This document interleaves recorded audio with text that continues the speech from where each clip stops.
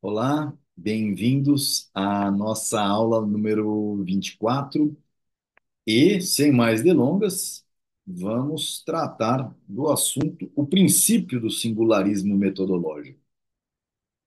Já compartilhando na tela, o princípio do singularismo metodológico. A investigação praxeológica tem sua origem na ação individual, na ação de um indivíduo. Não lida de forma imprecisa com a ação humana em geral, mas com a ação específica, concreta, que uma determinada pessoa realiza numa determinada data e num determinado local.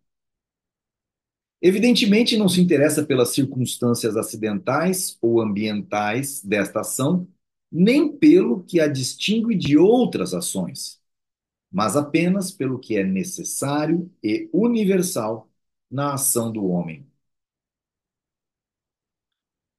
A filosofia do universalismo, desde tempos imemoriais, bloqueou o acesso a uma compreensão satisfatória dos problemas praxeológicos e, por isso mesmo, os universalistas contemporâneos são inteiramente incapazes de encontrar a forma de abordá-los.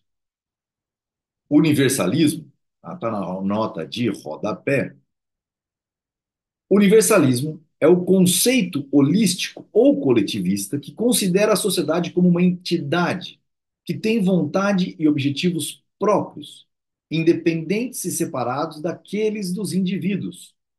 Ao sustentar que famílias e comunidades dirigem o desenvolvimento dos indivíduos, os universalistas consideram os agregados sociais, tais como as nações, como um todo articulado, ao qual as funções do indivíduo devem subordinar-se.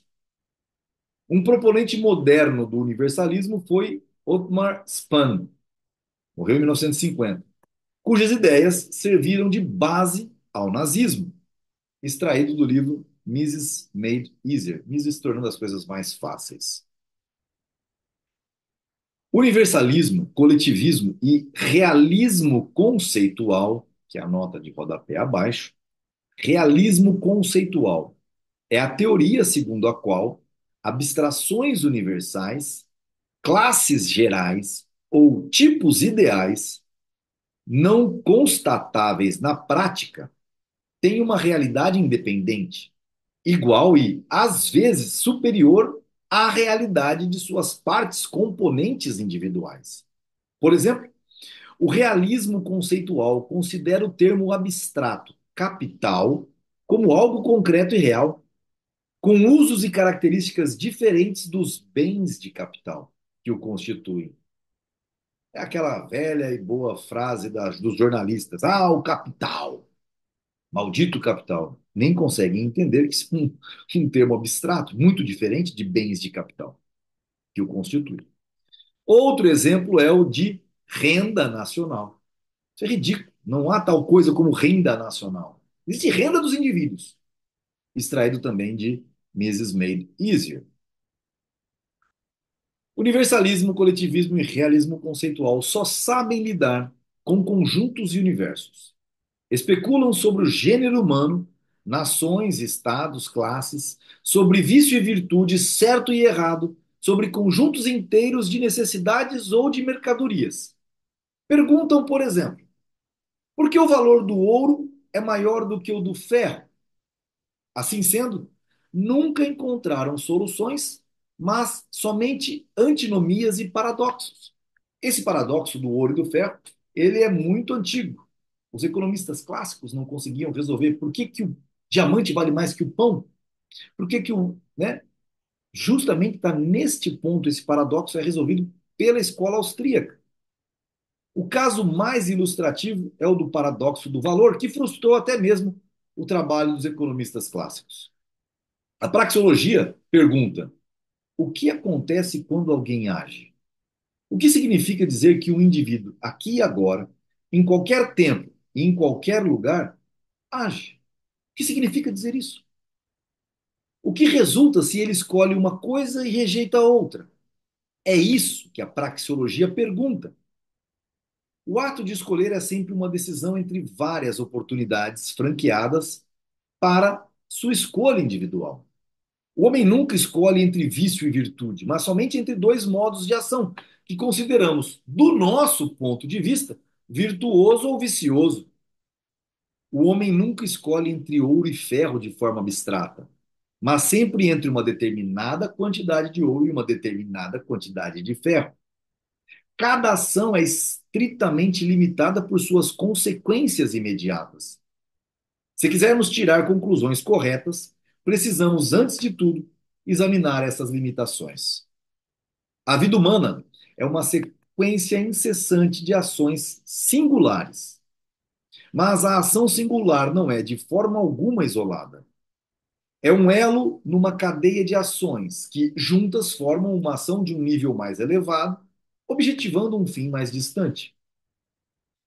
Grifo. Toda ação tem dois aspectos. Por um lado, é uma ação parcial no conjunto de uma ação mais abrangente, a realização parcial de um objetivo maior.